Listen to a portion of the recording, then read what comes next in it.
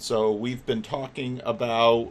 I've been doing these question and answer, once a week at this time, and people had been asking me for a question and answer similar to what Jonathan Peugeot and Jordan Peterson did, and John Vervaeke is doing, but I didn't really like that format. And then when the Discord server came along, I liked the possibility of this better because just getting a written question and responding to it is doesn't allow for much back and forth, but we haven't necessarily had a lot of back and forth with this method either.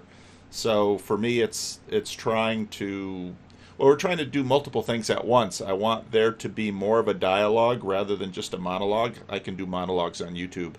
I want, but we're facing the once you're past 8 or 10 people, it gets that much harder. And so, even with 30 people, having a productive conversation isn't easy. So, we're going to be playing around with different ideas and routines. And Topher, why don't you introduce the idea that you had and what you're thinking about, and then we can talk about some of Cassidy's ideas of implementing it. Sure. So I got the sense from kind of post a few of your Q&As that you were kind of reaching out for feedback. Yeah. And so I sensed that maybe there was a bit of self-consciousness on your part that maybe, like you were kind of saying that you had a sense that maybe it was too monologue and not enough of dialogue, and that kind of hearkening back to the early days of your channel, there's kind of two modes that you would go into. One was conversational and one was the monologue. And I mean, your monologues were great. I always really enjoyed the way you were able to kind of knit together different conversations and turn it into kind of a coherent thought process. But there was the other side of it, which was your interviews with, various, your hour-long interviews with various people like Tim or Nick or Luke, etc. And, I thought that was one of the things that, to the extent that you've managed to get on your own status rock, that was part of the jet fuel, was your ability to kind of lead and have compelling and interesting conversations with normal folks. Yeah. And so if you were kind of grasping for a format that would be, kind of maybe a bit of a return back to that style, that this could work.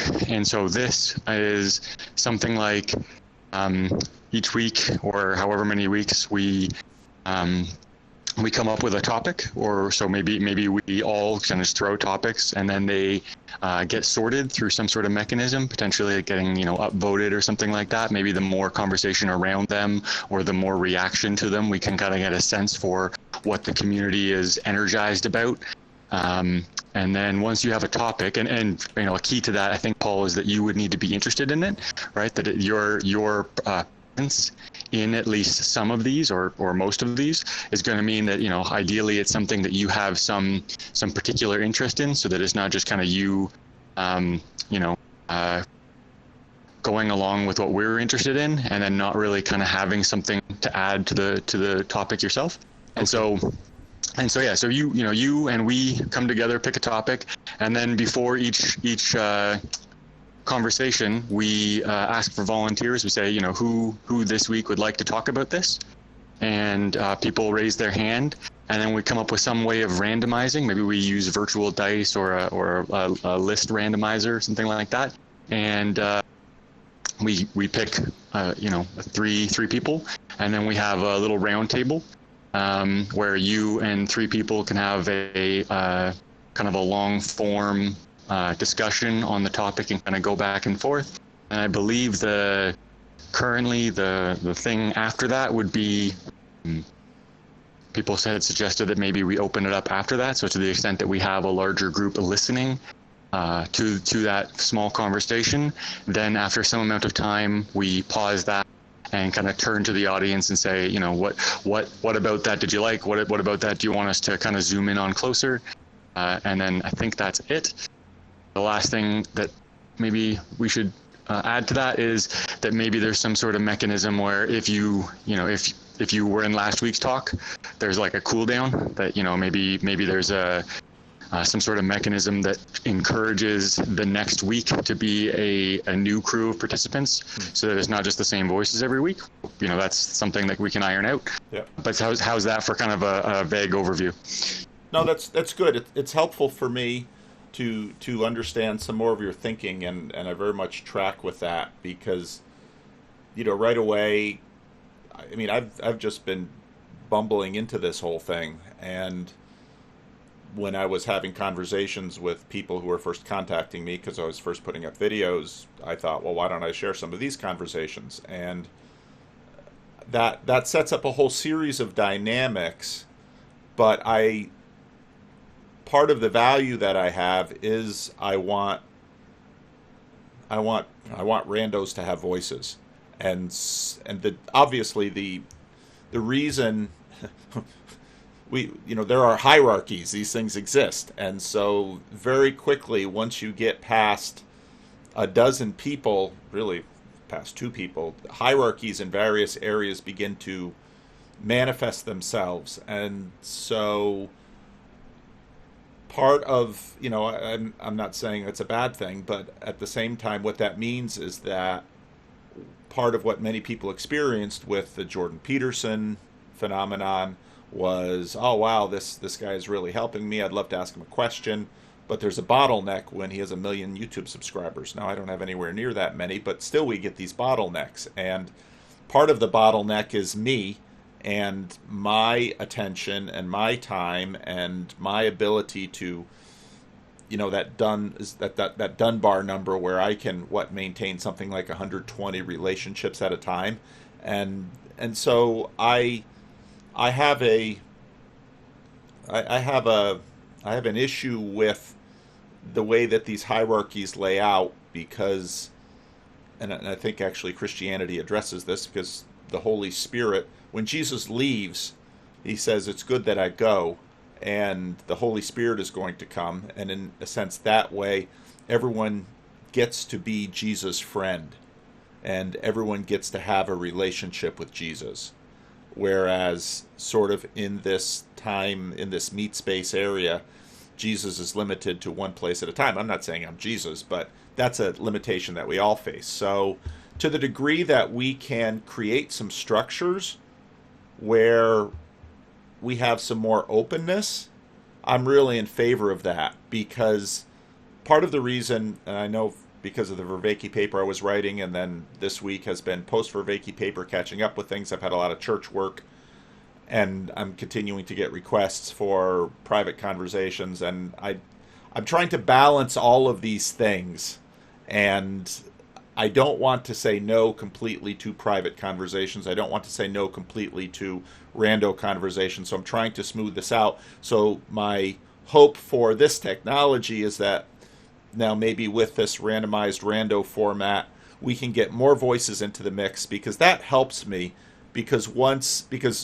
there are many of you out there and all of your minds are working, and the goal of what Vervaeke calls distributed cognition is that together we can think better than I can think with a dozen friends or 120 friends. So that's the hope of this thing. So I don't know if we'll be able to pull it off by next week. Cassidy isn't able to be here this morning, but she's sort of organizing it, and she's going to release a paper that has some of the structure, and so it's an attempt to try to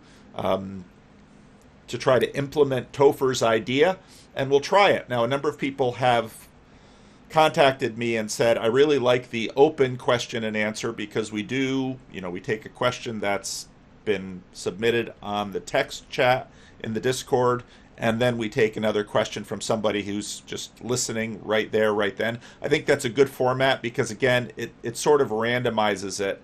And so again, my thinking is that through a variety of formats, we can hopefully be learning some things and also learning together. So that's the reason behind all of this. Any questions about this from anybody in the room? Now, I muted Indie Defense because Indie Defense mic wasn't muted, and I was getting a little bit of visual feedback, so I'll unmute you, so you might want to mute yourself.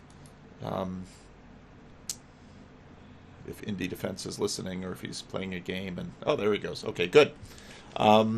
Any questions about Topher's idea and Cassidy attempting to implement it?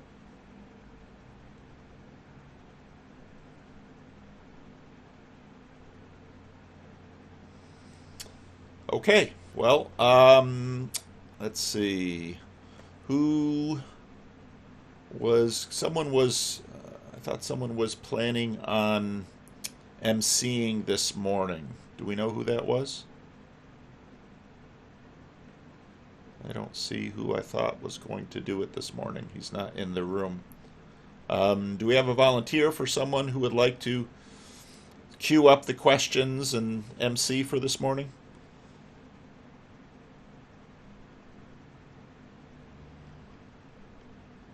Oh, come on, people, don't be shy.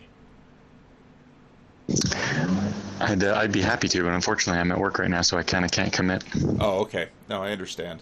And part of what's interesting to me about this whole format is some of you can listen at work, and okay, Andrew says he'll do it. Good. So Andrew's gonna have just give me a second. Yep.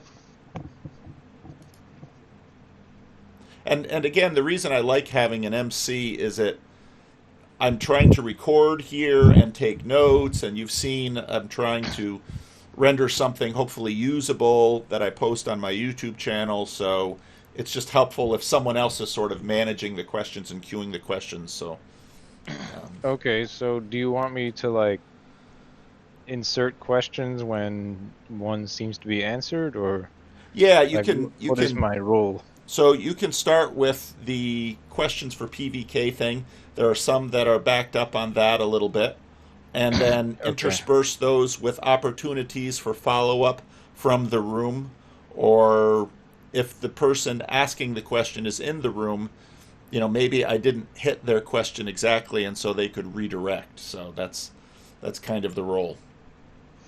Okay, so I just got to make sure everyone's questions get answered. Yeah, well, we've done this quite a bit, so we don't have a big backlog of questions, which I think is Okay, good. great. So I'm guessing the last time was like July 3rd, so I should start from there. Yeah, that would make sense. Okay. Let's see. What's the first question? Well, somebody says Trinity. They couldn't resist. Let's see.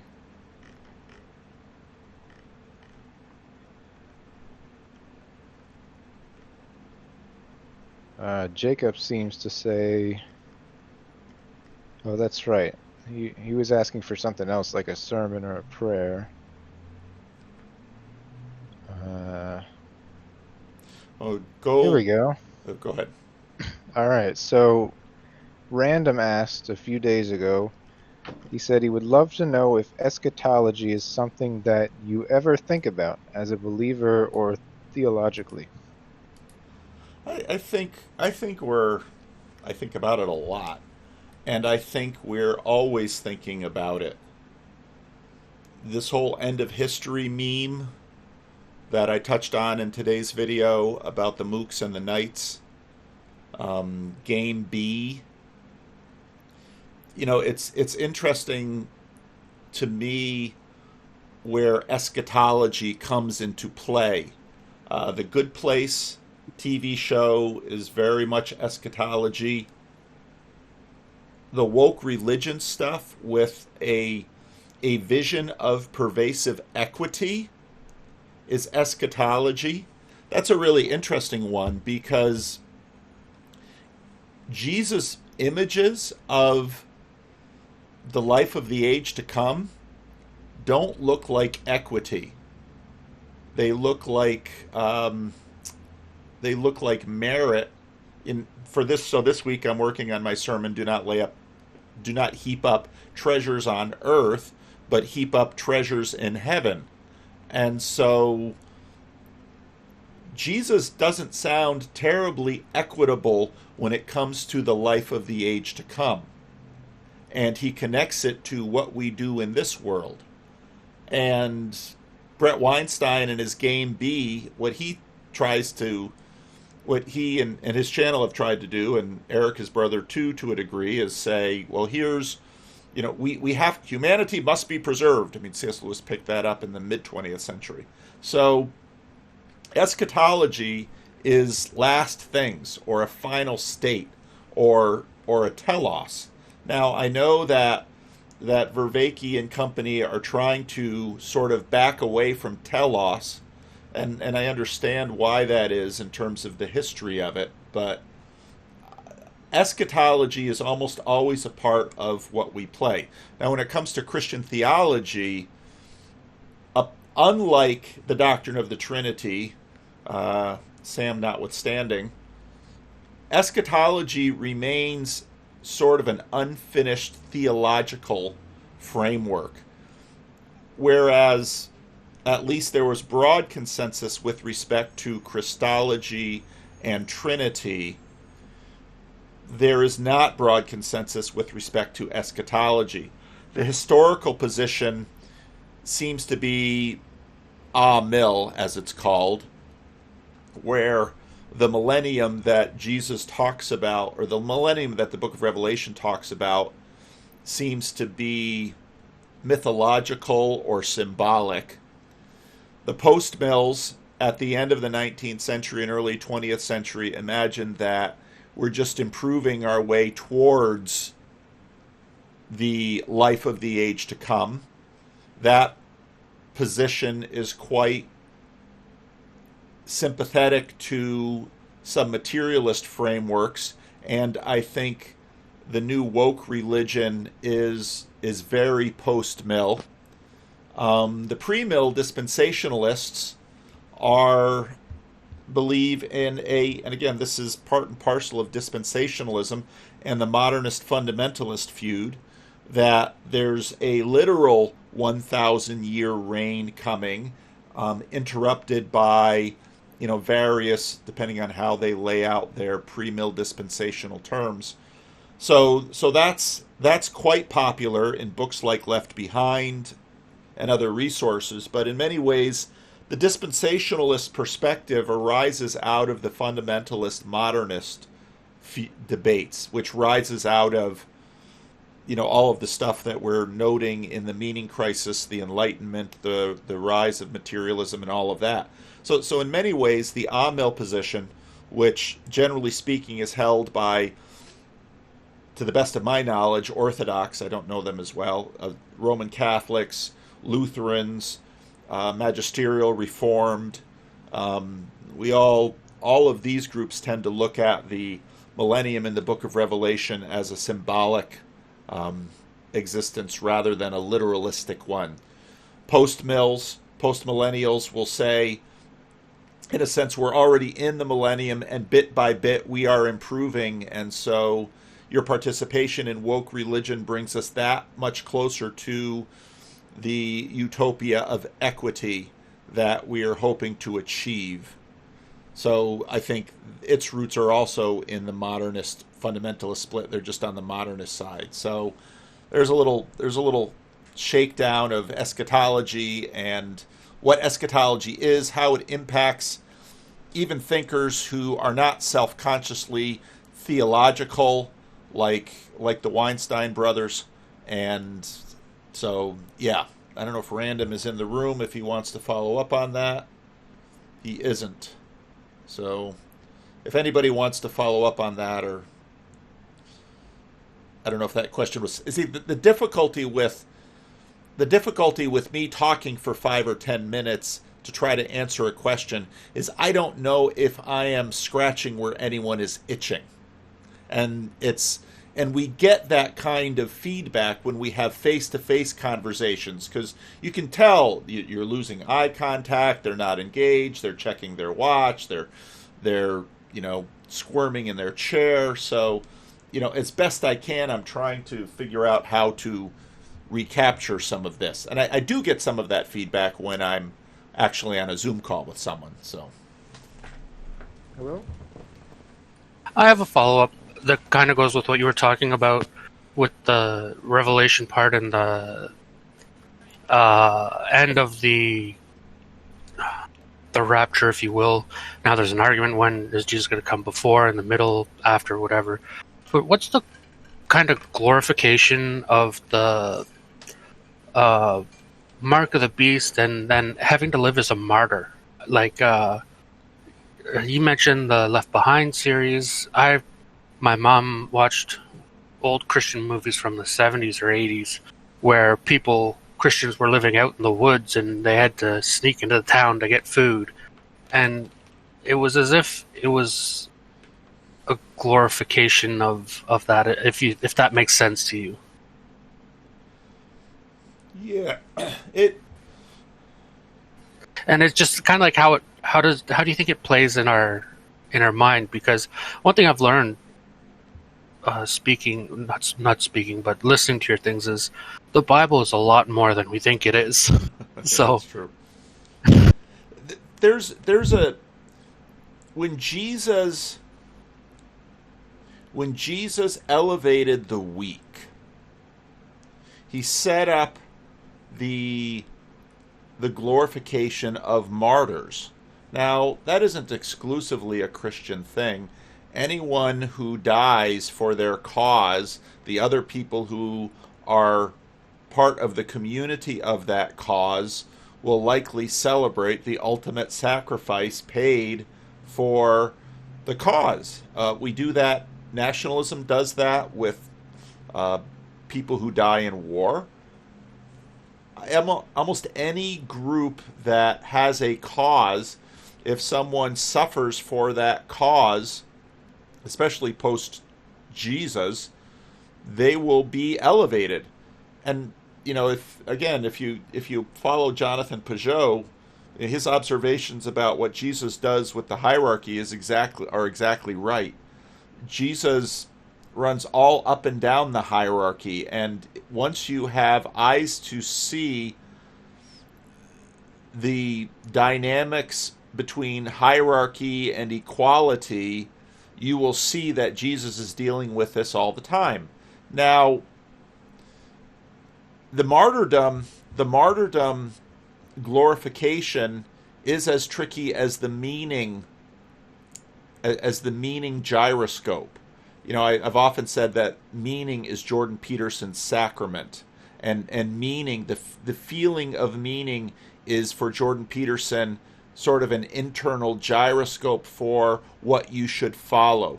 Do what is meaningful and not what is expedient. Once you have set up in your mind a matrix of the good and the bad, and especially in a world that has been deeply impacted by Christianity, the situation is just rife for martyrdom glorification. And that's not a bad thing. It's completely throughout the book of Revelation. You have the spirits under the altar crying out for God to avenge their unjust deaths.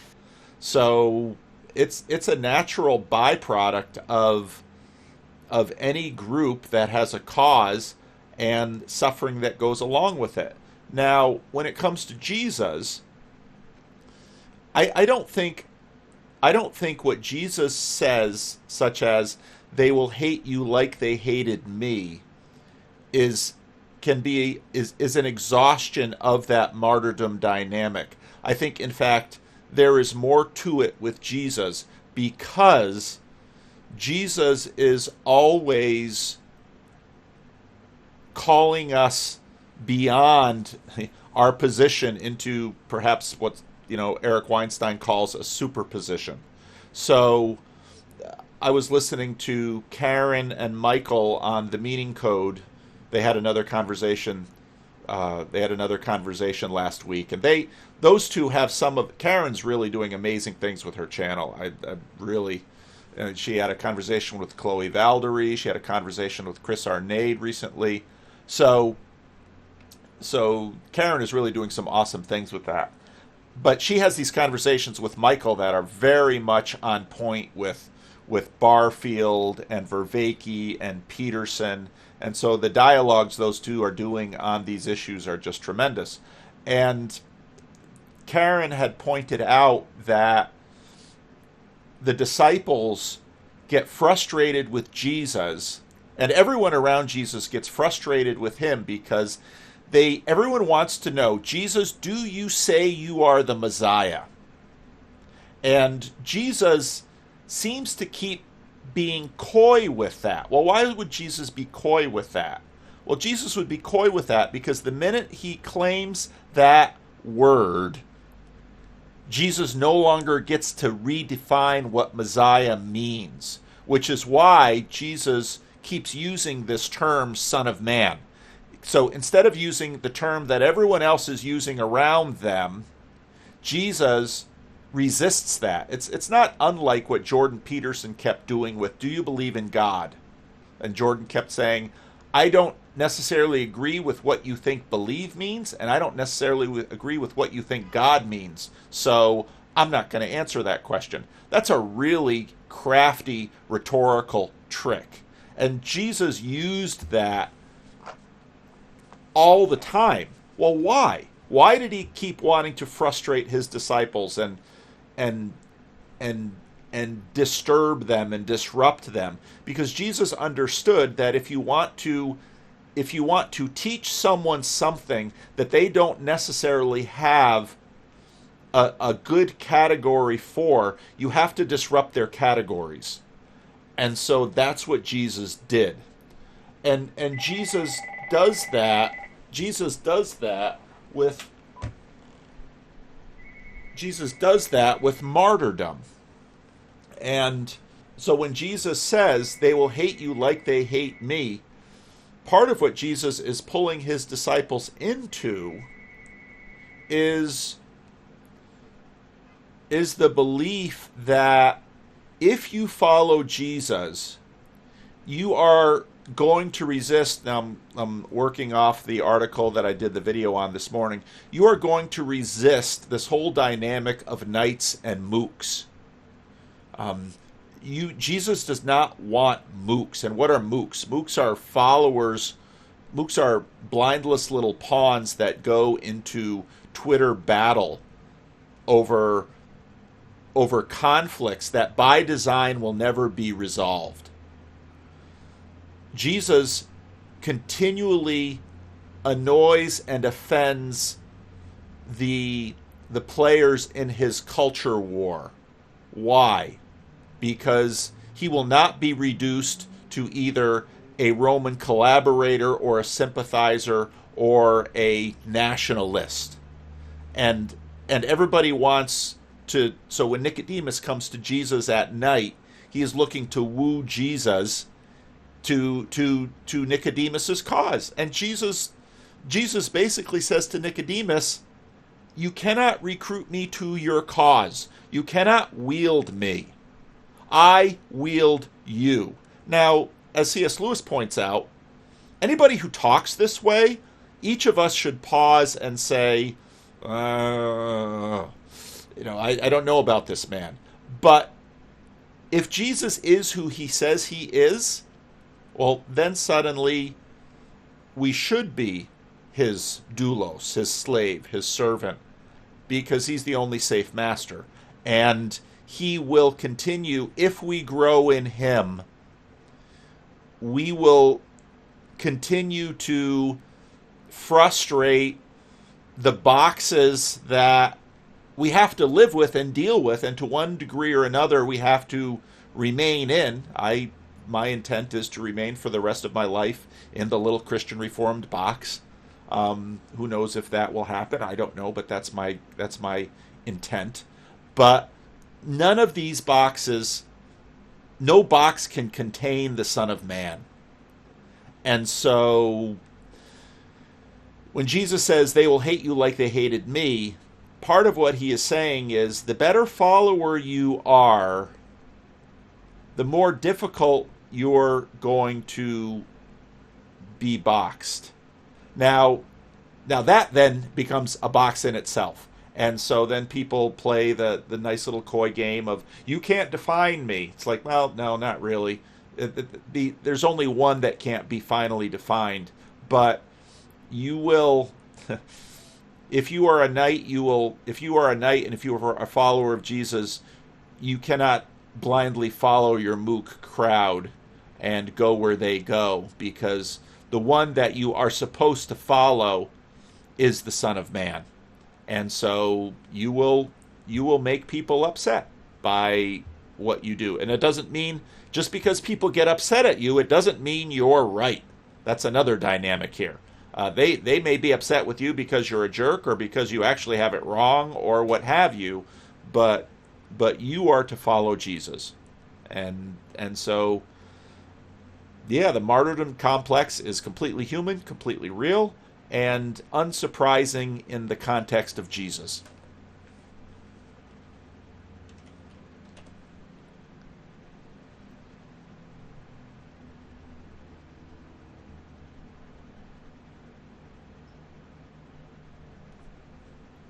Okay, Andrew, I don't know if we have a next question.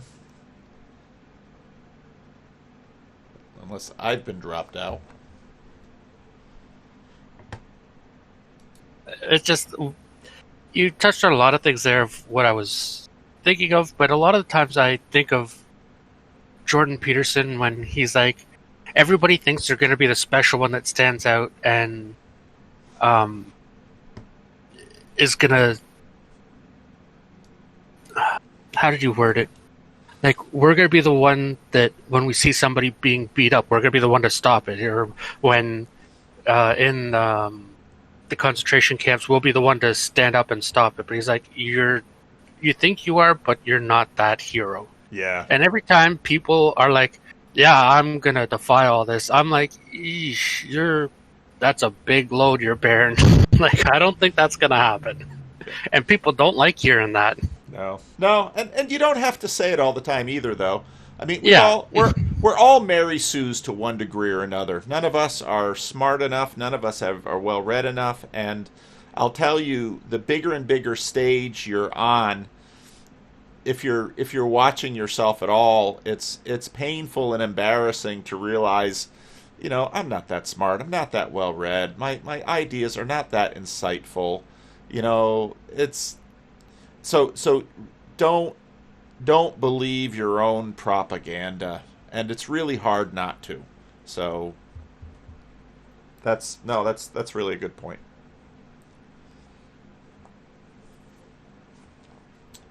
Okay, well, we seem to have lost Andrew, so I'll go ahead. Dennis had a question.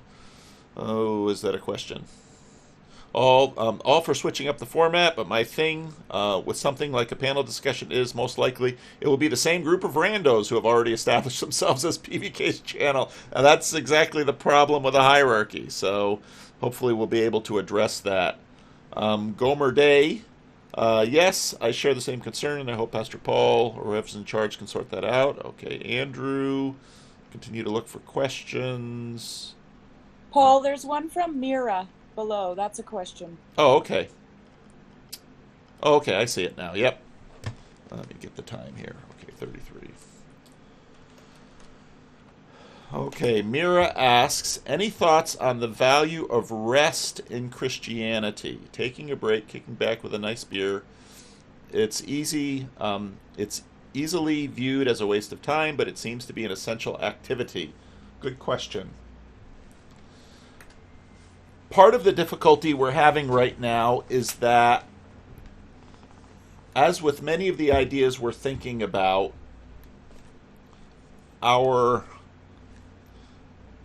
we've got about 50 to 70% of the meaning, and part of that is the fact that, as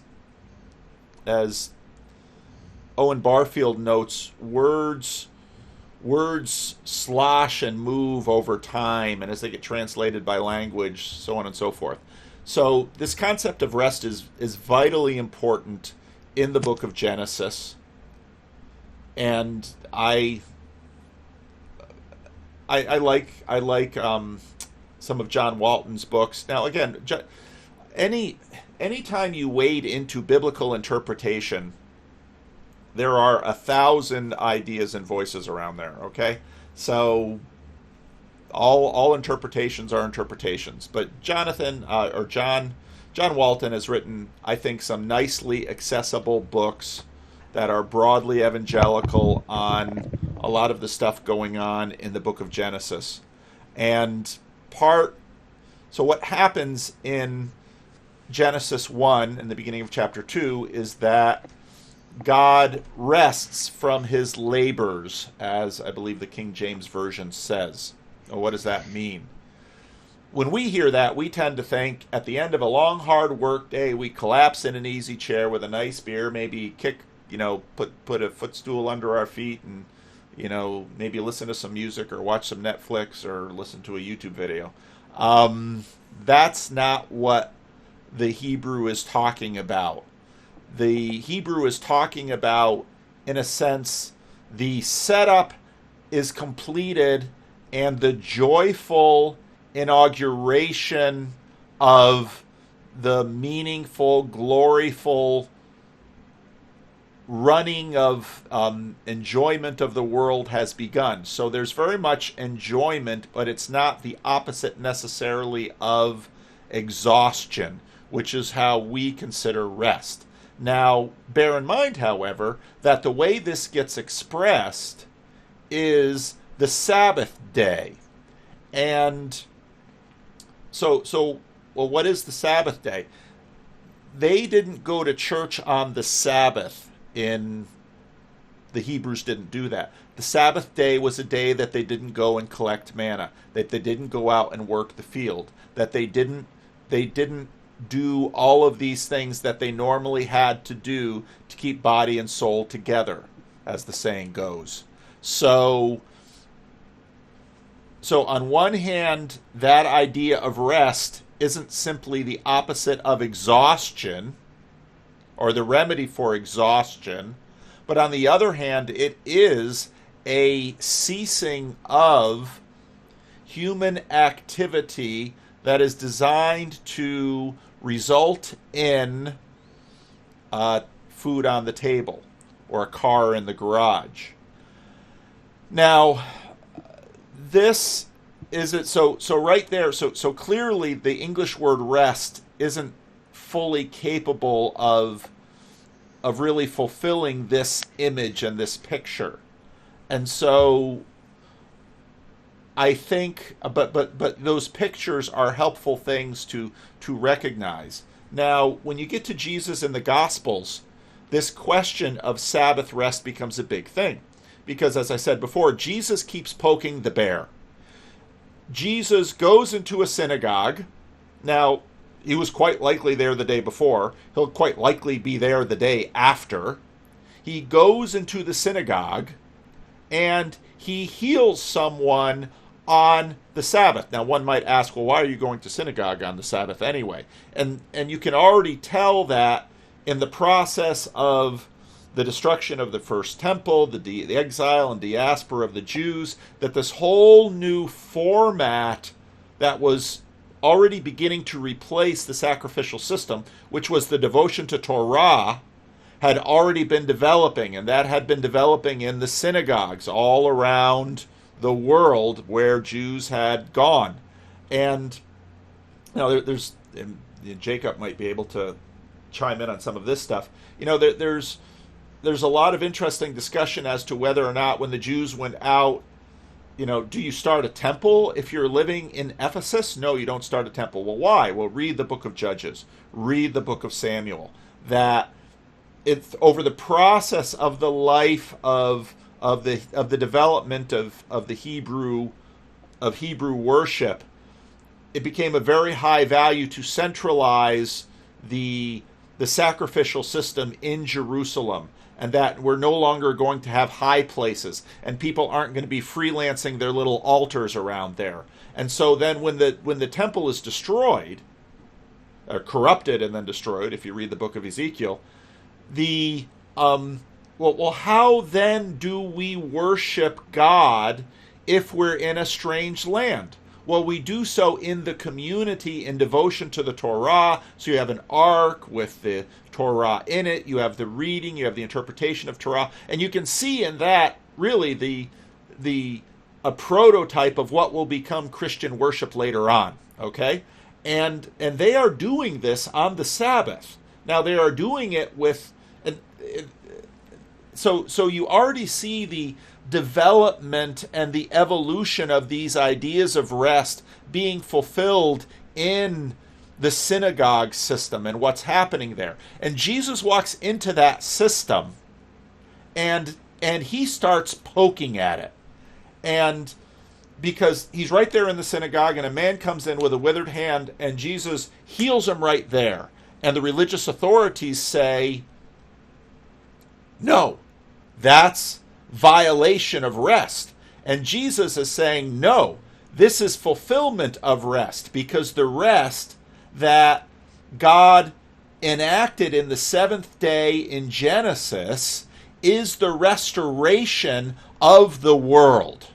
Okay? So that's critical. So rest is not only a ceasing from the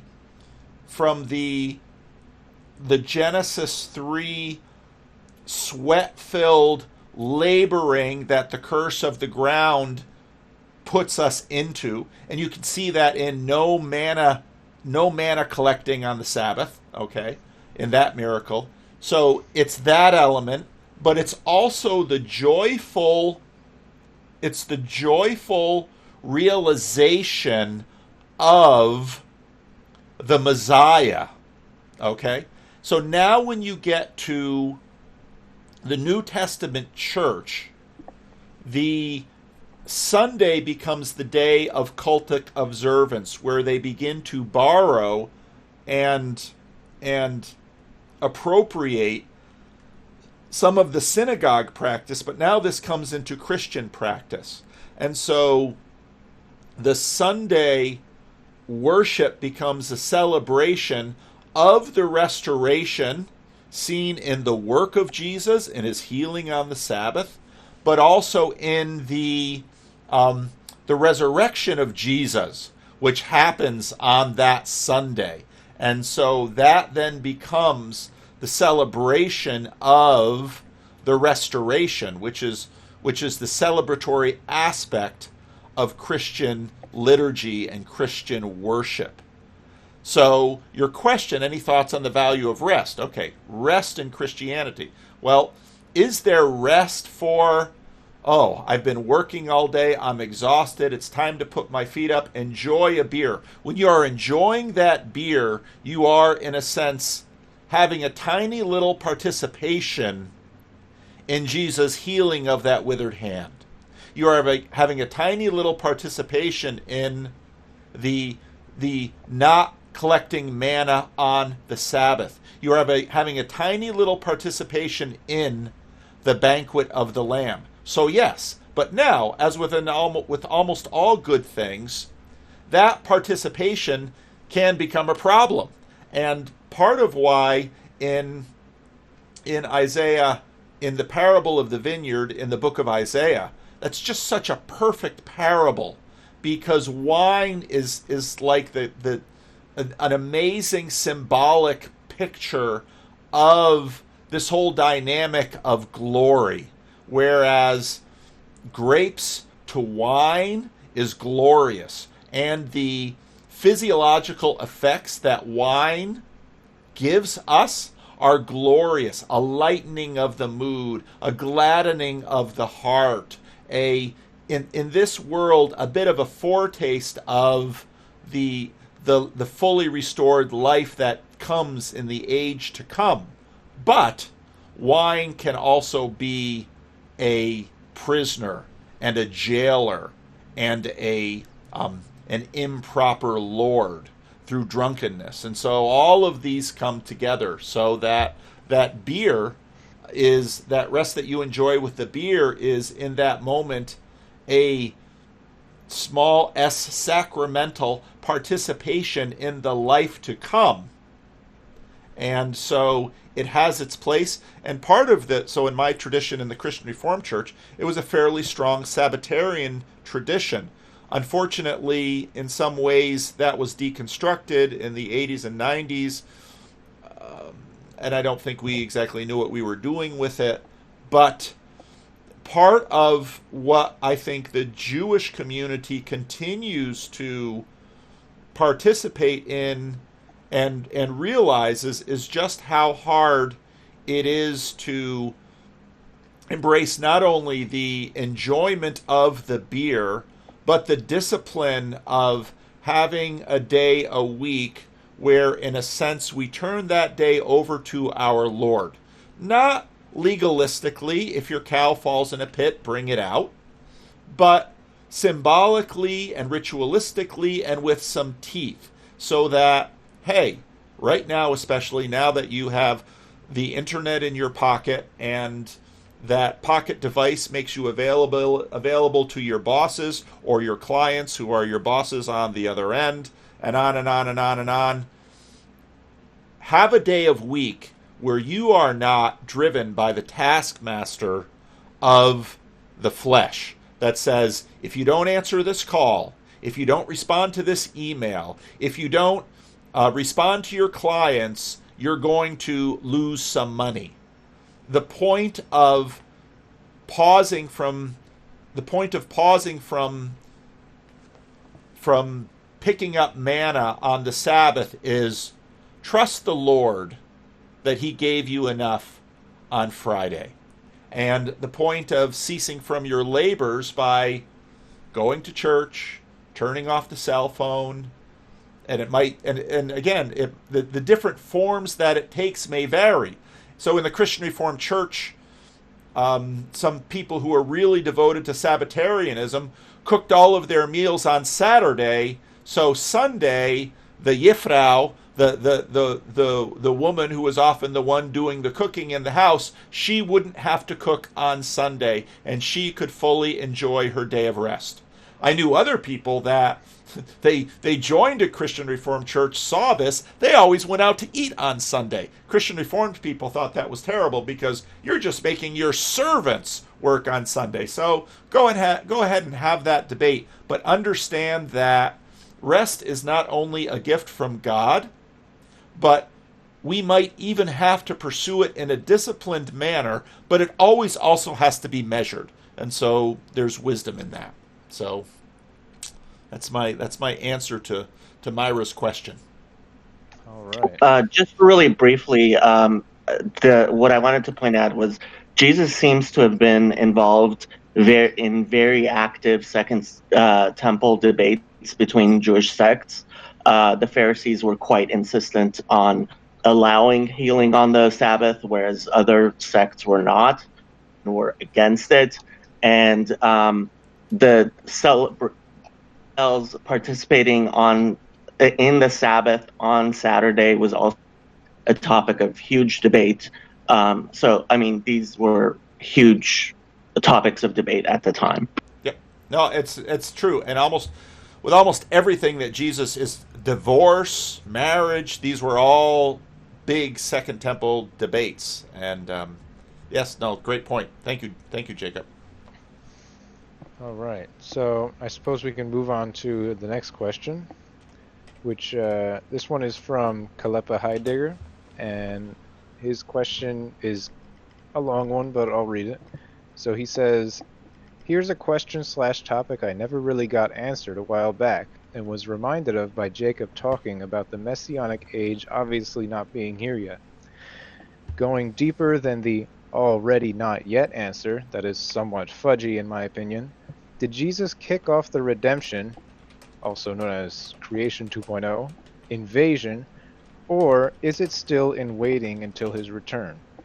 And then he continues, I guess my question more specifically is, with the two circles example often used and living amidst that middle overlap, as we get closer to the fullness of the new creation on the right side, are things getting progressively better and clearer and redeemed, or is it instead, as soon as that overlap threshold is crossed, is when the wheat heads sprout?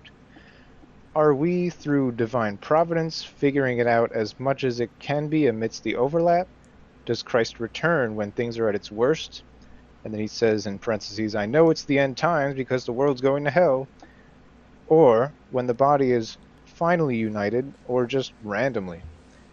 Was the Reformation the final needed progression? For those that believe the Reformation was indeed progress, lol. Can we get closer to the fullness while we're in the overlap? Is the collective iron in sharpening itself actually getting any sharper? Is the kingdom being established more and more on earth like a growing tree? If so, does that have an effect? An observable one? Wouldn't it?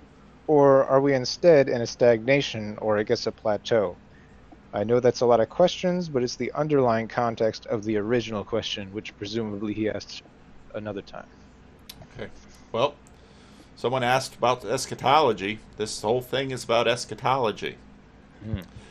I think Jesus,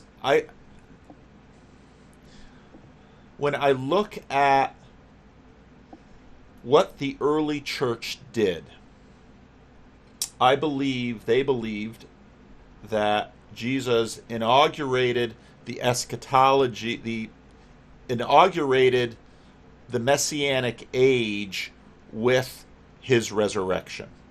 Now, the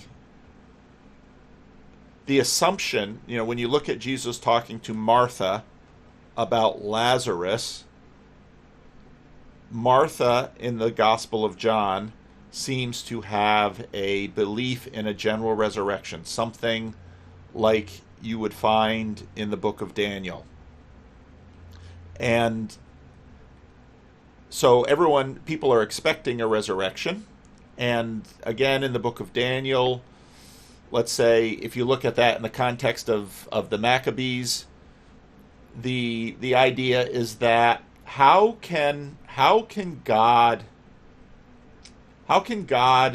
redeem Israel when people's lives have already been taken? In some ways, it's not a terribly different question from the question that is being worked on in the woke debates right now. How can the injustices done to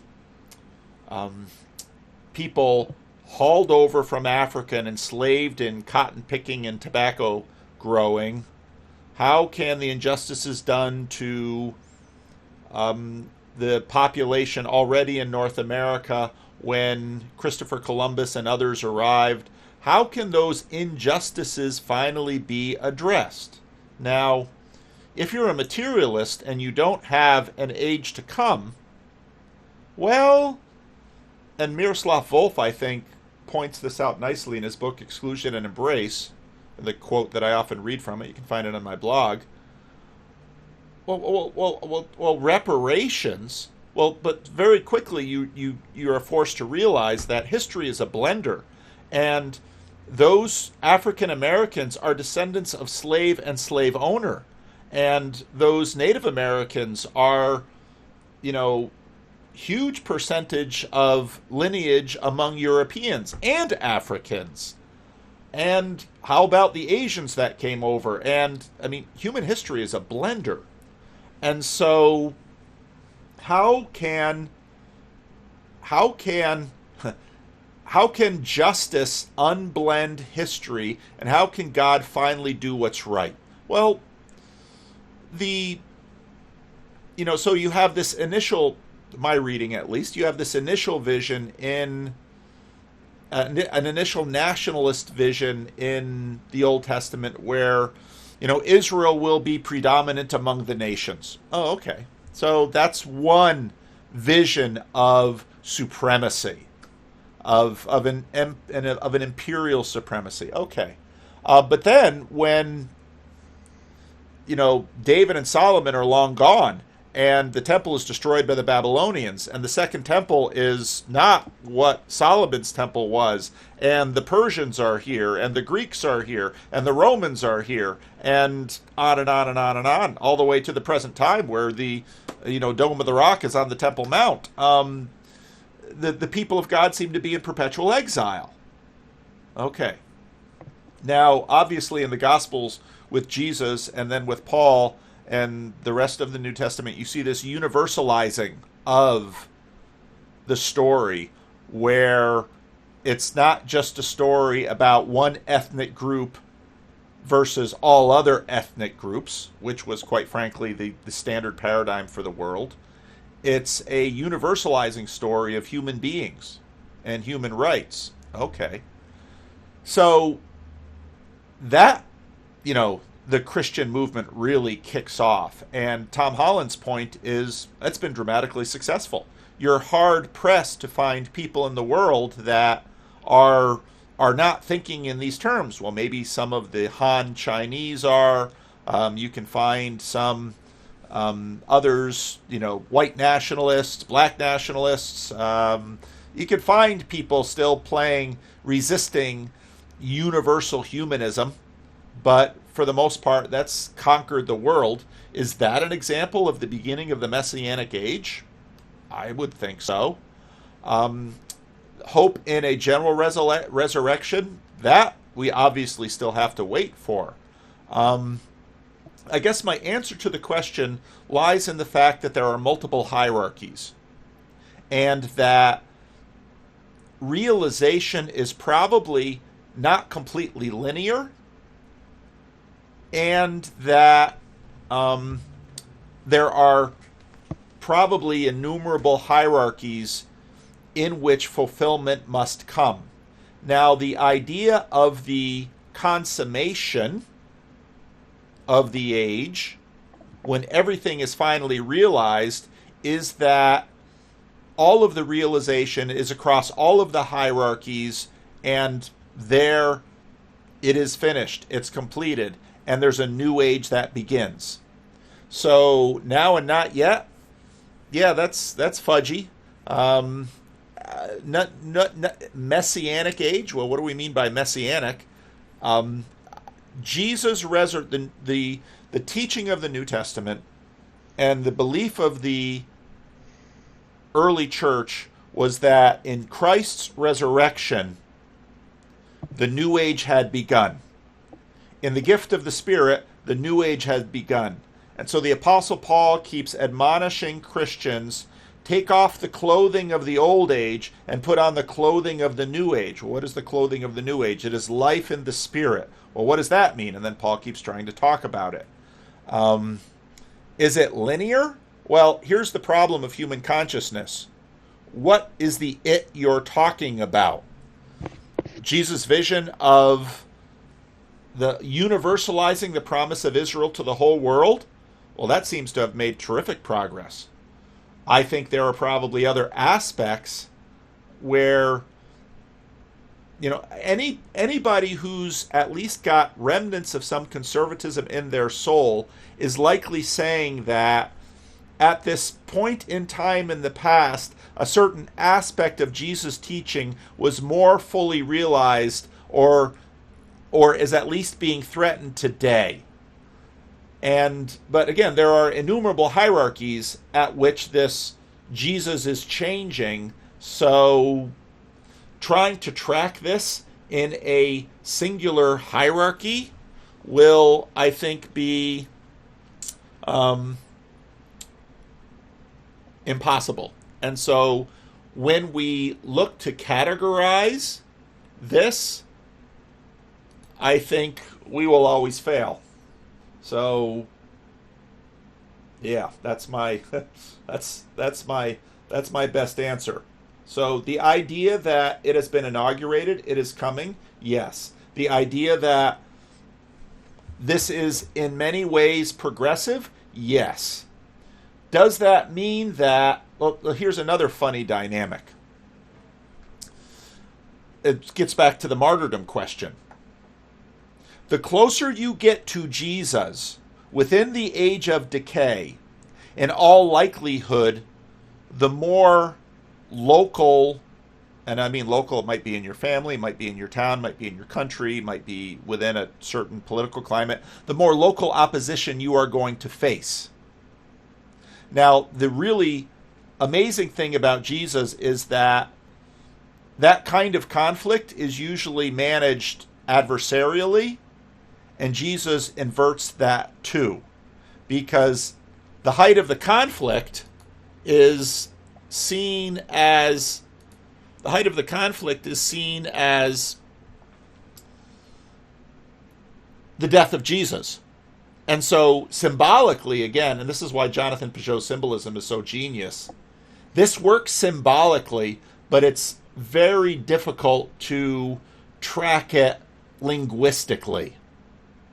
So right there at the crucifixion and resurrection of Jesus, you have everything you need to see. Yet, then we say, okay, I want to track this. Are progressives right? Yeah. In some ways. In terms of humanism, we've seen tremendous progress. How about other aspects? Well, maybe we've seen tremendous corruption. Maybe at one point in time, a particular church in a particular locale really manifest this one aspect very well. Tim Keller once made an observation about revivals. Revivals are not necessarily something involving a tent and a sawdust and some really campy music. Revivals are when the Christian church goes through a population like wildfire. It can be a small population like in a city. It can be a large population as happened in Korea. And Tim Keller noted that if you look at the different streams that Richard Foster writes about in the church, where you have all these different aspects of following Jesus, Tim Keller noted that when revival happens, people are more generous to their enemies. They're more faithful in devotion. They're more correct in their piety. All of these things sort of go up at once, and then when revival sort of wanes, we get back settling down into our, if I had a picture of an equalizer, not all the knobs are up at the top. And so we're playing more of these games of balance and compensation. So that's my best answer to the progressive question. All right. All right, let's move on to the next one then. So this next question is from Christian T. Golden, also fairly long. So here it is. Question for this week's Q&A. To what extent does faith in the concrete details of the gospel, accounts of Jesus' life, death, and resurrection, play a critical role in one's salvation? In other words, as an angsty teen might argue, what if an indigenous person had a revelatory experience through which he gained some insight and faith in some true aspect of God and lived his life accordingly? He was never exposed to the gospel, or if he was exposed, the contents of the gospel had no relevance to his lived experience up to that point. I belong to a non-denominational evangelical-style church, and I suspect most, if not all, of my elders would agree that such an issue is left to the grace or mercy or judgment of God. That's what I'm inclined to believe as well, as intellectually unsatisfying as that is. I was just wondering what insights or thoughts you might have on this classic quote-unquote problem in Christian faith. Forgive me if you've already addressed this countless times, as I'm inclined to believe you have. As someone who lands very close to the libertarian free will end of things, I'm bracing myself for a sort of Calvinist chosen/predestination-oriented response. Yeah, you should brace yourself.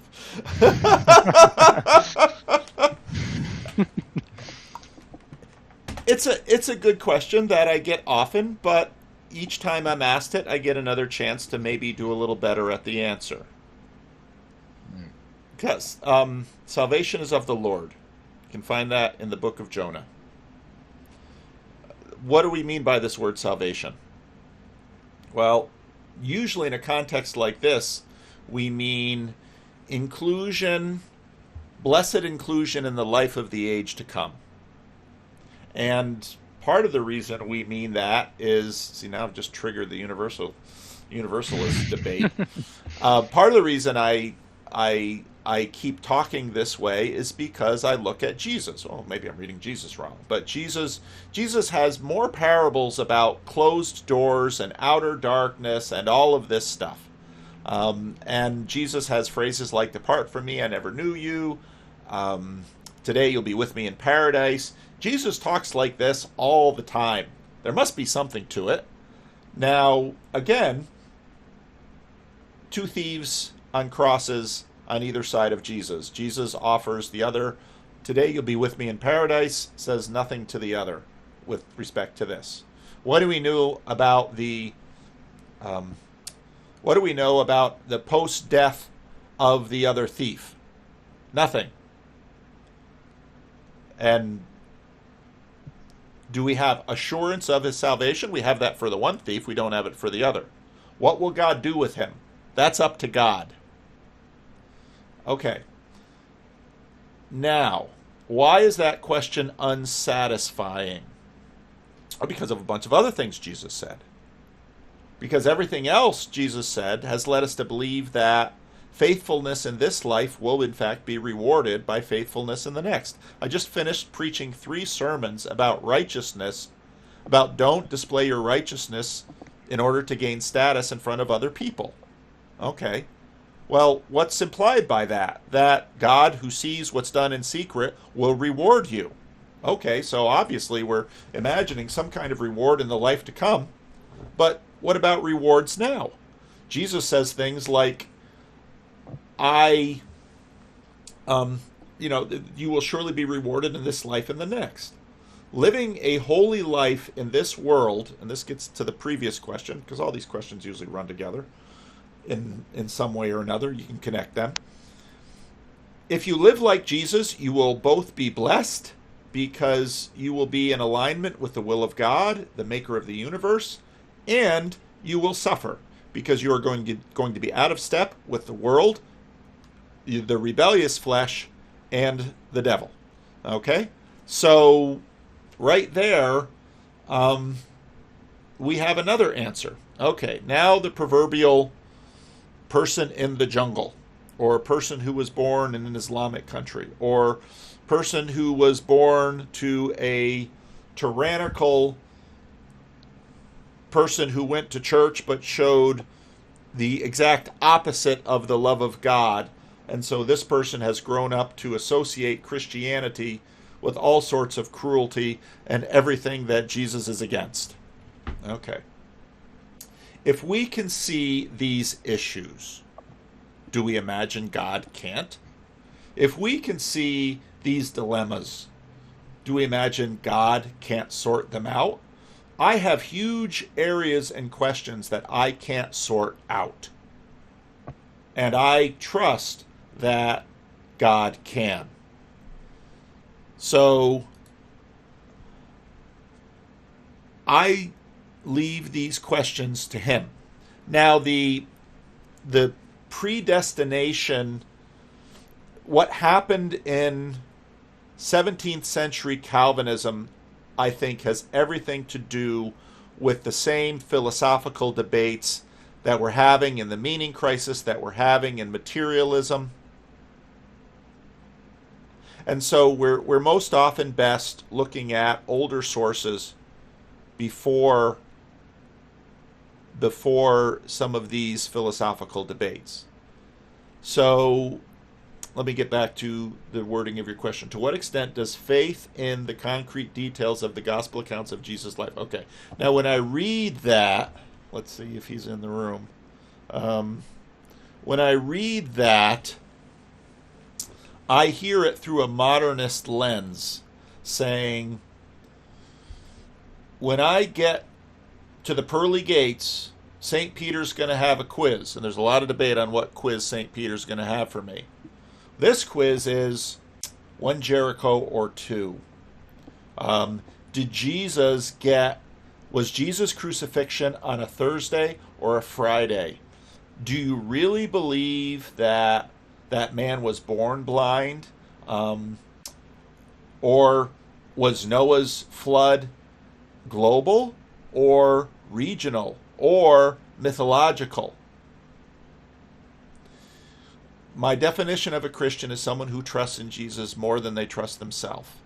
Okay, that's a Christian. And I intentionally there take it away from the propositional aspect and highlight the participatory, perspectival aspects. How about the person who has whose definition of Jesus is bad? How about the person whose who's never heard of Jesus. Okay? I believe that what evangelism is improving the witness of Jesus to the world, and upping the resolution of Jesus, and inviting people to trust in him more. If you read certain passages, like, Paul in the book of Acts says at the Areopagus, God looked past your ignorance in past ages, but now he's calling you. What does he mean by now? When Jesus came, or when Paul's standing on there listening to his words? And they're interested in Paul because, as Tom Holland noted, in the 3rd century and in centuries up into then, they're looking for a God that can be ruler of the other gods, so they don't need to make sacrifices to 1,001 gods just to cover their backsides. Okay. And so they're interested in Paul, and, do you have a God that maybe can reduce our cultic workload? But then when Paul starts talking about the resurrection, they scoff, because they're Greeks, because they're Docetic, because they're fairly Gnostic, if I dare use that word. And why on earth would... Because the work of this flesh down here is the work of a lesser God, because clearly this work doesn't last because it dies and decays. Well, what does Jesus do with them? I don't know that we can answer that question, but it's not that we can say nothing, because when Jesus says, you will be my witnesses, the church and Christians are called to be Jesus, to show Jesus to the world in their actions, in their words, in their lives. And then on that Sabbath, with that beer, to realize with the restoration of the withered hand, to realize the way life is supposed to be. So if the question is, what kind of participation will this person have in the life of the age to come? I'm pretty foggy on what our lives are going to look like in that age. And so the more I know about all that goes into this innocent manifest image I am currently immersed in now, the more I realize how much I can't know about what my manifest image 2.0 will look like. So to get a question in that detail about a human being whose resolution is nearly binary to me now, sounds like the kind of thing that Christians should, on one hand, admit their ignorance, and on the other hand, profess the generosity of the kind of God who would offer his own son for us to beat and murder. And I think that's the best we can do. All right. So before I move on to the next one, does anyone else have anything on their mind that they want to ask now, so you don't have to wait through all the questions?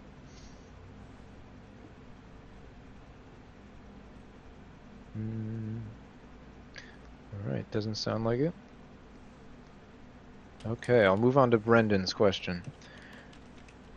So Brendan says, I wonder, does the notion of death acquitting sinners from their sins mean they would have nothing to answer for if the judgment happened right after their death? That's a good question. I wonder if the notion of death acquitting sinners from their sins. Well, see, and I'm not... Why do we believe in capital punishment? I got that question recently. Symbolically, what is capital punishment? So someone goes out and does a horrible thing. Why do we kill them? Well, part of it is our annoyance. They've annoyed us, so we want to kill them. Okay. And you'll have that in a marital fight. Your spouse, you just annoyed your spouse, and they might look at you and say, I could kill you. Well, what is that killing about? That killing is about removing that person from your presence in the moment immediately. Now, obviously, if you killed your spouse, 2 seconds later you might say, "What have I done?" That's part of the function of consciousness, and it's a bad deal. Okay, so why does the state execute capital punishment? Symbolically, what that state is doing is sort of saying, we are delivering this person up to God to judge. Now, in that sense, with our kind of interesting mixture of materialism and humanism, well, now, if we've got enough money, we're going to incarcerate them for the rest of their lives. I'm not sure which is more cruel. So the notion of death acquitting sinners, that's really complex, because what usually happens after death is facing our judgment, where God takes a look at us and takes a look at our life and determines next steps. And so, we have to answer for what we do after our death. And that's why we have this idea of Judgment Day. And that's a terrifying thing. Now, in a contemporary secular context where many people believe death is just non-consciousness, you're out of whatever's left of your story as this material story verse goes on, but can you remember before you were born? No. So death is null. It's not zero, it's null. And so you should not fear it. And so if you have pain, then death is an improvement. Okay. That's then an expression of faith. And, people get annoyed at Pascal's wager. Well, any opinion you decide to believe on any of these matters is a wager, because in all fairness to both sides of these agnostic atheist debates, what do we know? Well, what do we mean by knowing? What are we sure about? Well, I think there is abundant evidence that the idea that we simply pass away is not well founded. To me, no ancient thought this, or very few ancients thought this. Most people commonly thought it, that something happens after we die. There's plenty of anecdotal, but it's not scientific evidence. And so I think, we all believe in something. So if you believe that death is null, then, well, that's your wager. The most common idea throughout human history, in human civilization, has been, after we die, we are called to give an account for our life. Okay. Christianity believes that too. Christianity adds the drama of Christ into that mix. But even Christians are called to give an account for what they did. So then we're off in a theological conversation. So that's the best I can do. Mm-hmm. All right. So now I'll move on to Gomer Day's question. So he has two questions, but they tie into each other. And his question is, first, what are your thoughts on New Age beliefs or religions such as crystal healing, occult practices, sage, witchcraft, etc.? Are they comparable with Christianity? And the second is, perhaps I shouldn't ask because it's politically incorrect, but he says, why women in general are attracted to these types of beliefs and practices. Thank you for your time. What are my thoughts? My answers are already too long. What are my thoughts on New Age beliefs, religions, crystal healings? Are they compatible with Christianity? Well, the word he uses is comparable, but I guess that's a valid word to use. Well, they're definitely comparable because in some senses they're trying to do similar things. So, Jordan Peterson says an ideology is a crippled religion. And part of how ideologies are crippled is because they haven't had enough time to actually address huge swaths of the human experience. Religions have had that time and they've developed it. And so any religion worth its salt has standard answers to common human needs.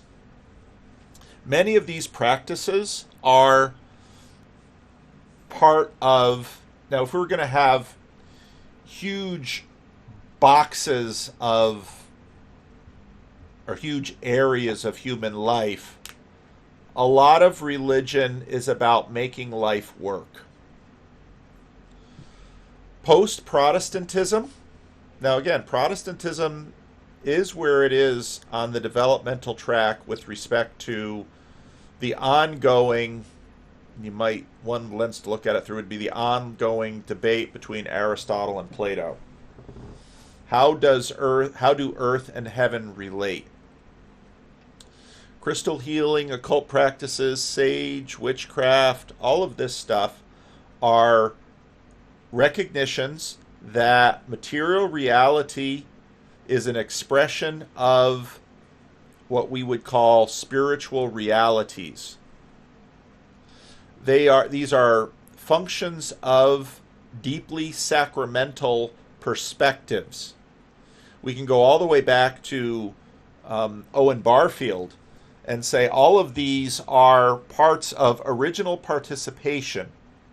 Now, part of what I think has happened along this route between original participation and then separated participation is that the separation of the participation creates hotspots in the matrix, so that I'm going to try to move the material via the spiritual. Now, if you're in a fundamentally, functionally pagan perspective where you have a meta-divine realm and all of these spiritual beings up there, well, it's not any different from living in a village, and there are hierarchies of power within the village, and there's a boss man in the village, and you're having a squabble with your neighbor. Your neighbor is making noise late at night or fighting with their family, and you want to sleep at night. And you've gone to the neighbor and you said, could you please not fight at night? And they say, screw you. So then you go to the boss man in the town, and the boss says, can you get my neighbor to stop fighting at night? And it's going to cost the boss man something to shut the neighbor up because he's an ornery jerk and everybody in town knows it, but he farms better than a lot of the other people, so they want to keep him around. So the boss man says, I'll do something about your neighbor, but you got to do something for me. That's basic religion. And if you're living in a meta-divine realm, the other gods are like the boss man. They're the Baals. And so you go to the Baal and you say, I've only got 2 sons. My neighbor has 6. If I want to contend at the gate, I want 10 sons. Well, get another wife. Well, I want to know that wife number 2 is going to be really fertile. Okay, go to Baal. Or the crops. Or you go to the Baal that's in charge of having fertile wives. All of that stuff is part of religion. What you see happening in the story of Israel is not only is the cult centralized in Jerusalem, but all of this is about God. And again, you can see the difference between the meta-divine realm, which has basically all of these strongmen and brokers to make your way in the world, and it's all centralized in God. The agent and the arena are in some ways together. Okay, so a lot of these, in Christian theology, we call this accommodation. We might look at it also as appropriation. A lot of these things get picked up, and so you'll read in You'll read about Hannah, who is barren, going to the tabernacle at Shiloh, praying fervently to God to open her womb. Praying so fervently, Eli thinks she's drunk. But Eli is blind. So, well, in Christianity, this follows this tradition, and we look to God for all of our things. Now, this very quickly gets into a long-standing debate between Protestants and Catholics about intermediaries. Should you go to certain departed Christians that are part of that great cloud of witnesses in order to achieve the kinds of goals? Protestants often look at that as saying, this is old accommodationist code that should be laid aside. Well, there's a whole debate that I don't really want to get into. Okay, so that's the source of a lot of these practices. Now, I think Jonathan Peugeot is correct that in some ways, in Protestantism, God gets further and further away that, well, God doesn't seem to be coming through with answering my prayers, so maybe I'm going to go to a different church, or maybe I'm going to find a Reddit group where 10,000 people can pray for my aunt who has cancer, because if 10,000 people pray for her instead of just me, then maybe God will listen. These are natural human inclinations. And the book of James says the prayer of the righteous man availeth much. So maybe if my prayers aren't being answered, I should go and find a more righteous man than the ones I've been asking to pray for me. Or sometimes you're not healed because of sin. So that has gone through the Pentecostal churches. God won't bless this mess. You need to straighten out some things in your life for other things to be corrected. Now, this gets very complicated because it could be that some of the mess that God isn't blessing is just your own stupidity and part of the way things work here below. But now I've just accentuated the supernatural-natural divide. So these things get very complicated. Which leads me to the second question, which is one I answer with great fear and trembling, but let's not duck hard questions. Women, let's admit that women and men are different creatures. Let's admit that women and men score differently on personality profiles. Let's admit that not only nature but nurture impact the kinds of things that women have to deal with. In my experience, generally speaking, again, I'm talking in generalities such as differences in trait neuroticism or agreeableness that Jordan Peterson talks about in terms of what we've discovered in terms of the number of women sampled, et cetera, et cetera. Is this all of women for all of human history? It's, there's way more questions than I can ever answer there. Generally speaking, with the samples that we see, men and women behave differently. I think women tend to be a little bit more integral than men. And women are often very much on watch in areas that traditionally folk religion have addressed. I'm not saying women are bigger sinners. I'm not even wading into the question of whether or not women should have leadership roles in the church. I talked about that with Mary this week, or last week. So whether or not your observation is how valid it is over broader things, I don't know.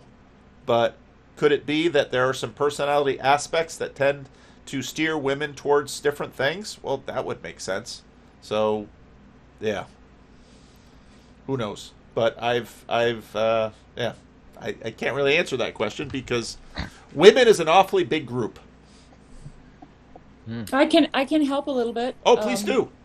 Yeah, I agree with you with everything you said, especially the comment that you made about women being more integral. I think by nature women are multitaskers. They are able to focus on more than one thing at a time. And that, so I have a little theory about it. It's that they have more of a sense of the connectedness of things because of that. And so they are drawn into New Age, nature based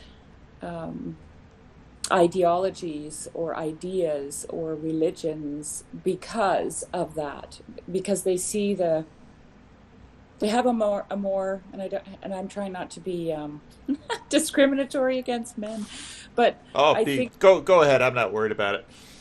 I think that they have a more holistic view of things because their brain is always talking to other parts of their brain all the time. Like it's kind of, it doesn't shut off. So that's kind of the theory that I have about that. And it's also has to do, a lot of those things have to do with healing and nurturing, and that plays into their personalities and their preferences as well. So that's my 2 cents. Thanks, Sherry. I appreciate it. All right. Does anyone else have any thoughts about that? Okay. Let's move on to Christian T. Golden's second question. So, Christian T. Golden says, I had a thought I'd like you to critique. We are each possessed by some idea or feeling or thought at any given time. Possession becomes problematic when it inherently prohibits us from breaking free and choosing a new master. Even Christianity itself seems to have built into it the freedom to turn one's back on God, thereby choosing a new possessor. To me, perhaps paradoxically, this helps keep me from shrugging off Christianity anytime I hit a bump in the road. Does this, in your opinion, cheapen or water down Christianity? I'm worried that it's indicative of an incomplete view of God's sovereignty.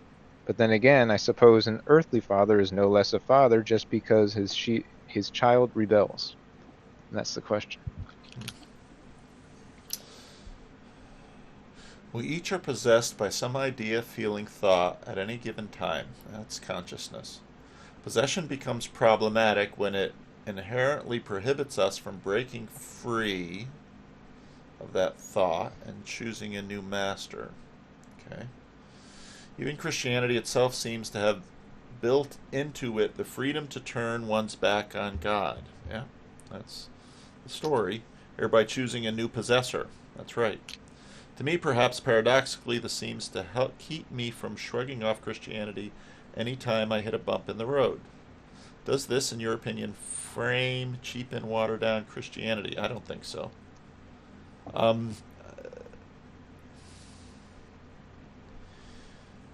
So each worldview has, at least our views of them, have their upsides and downsides. The Greeks looked at a world of decay, and some of them said, not only the Greeks, Manichaean philosophy was wild. Should do a video on that.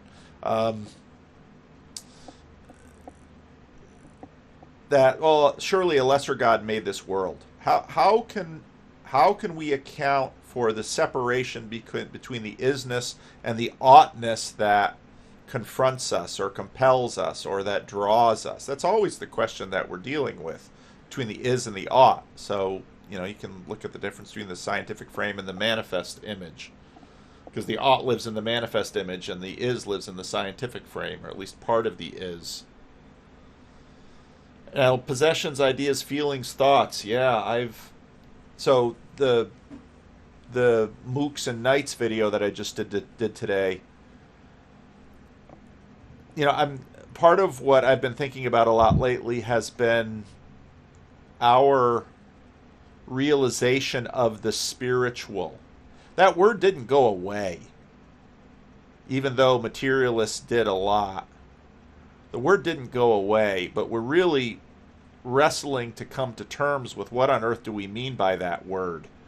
And when, I find myself, so if I read too much Twitter or listen to too many videos by, people talking about all this woke stuff, I feel myself possessed, and it's like I'm going to put that stuff away and do something else, fill my mind with something else. So there's a lot of possession going on, and the Christianity believes that at one point God will be all in all. And we don't know what quite that will look like, as we talked about already before today. So this is what you're describing is sort of normal in terms of the process of our redemption. And this again gets to the progressive question. I would like to believe that over my life, sanctification is progressive. Now, we all know that there could come a day when I lose my faculties, that I perhaps am senile, and in my senility, lose what it seems that perhaps I have achieved. And again, I find Christianity reassuring because I believe that I do not labor in vain, and that whatever good I have done in this world will be not lost but fulfilled in the age to come. So yeah, I don't know that this cheapens Christianity. I think Christian has adequate resources to engage it.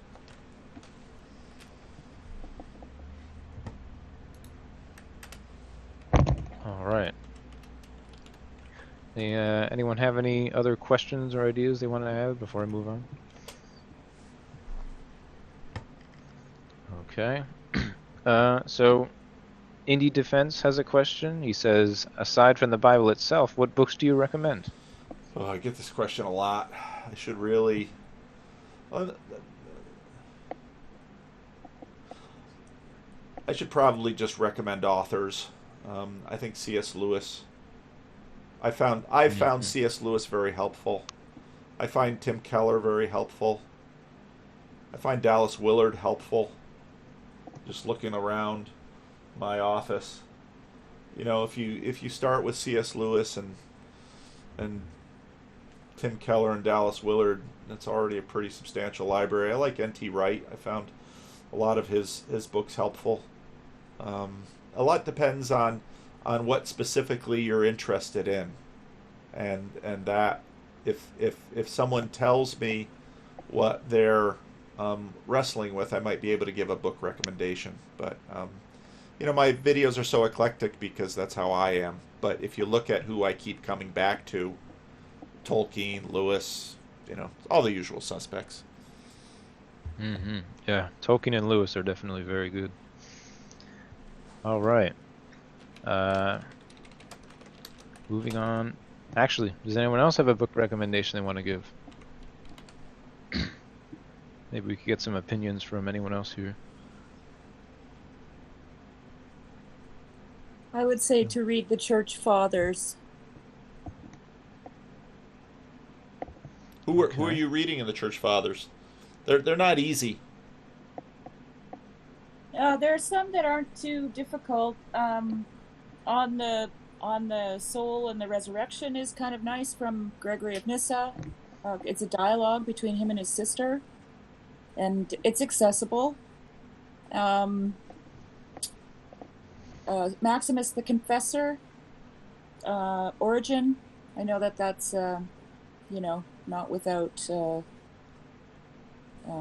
controversy, but and also I just downloaded last night Saint Isaac of Nineveh, and it's just so much wisdom, and it's easy to read, and it's cheap. It's $1 for a download, so onto a Kindle. Yeah, so it's encouraging. A lot of encouraging words there to be found. Good, thank you. Yeah, thank you. Anyone else? Going once, going twice. All right. I'll move on to Auro Ross. Auro Ross asks, do you think the transcendental argument for God's existence is sound? It seems almost irrefutable. What do you mean by the transcendental argument? I see you're in the room. Can you talk?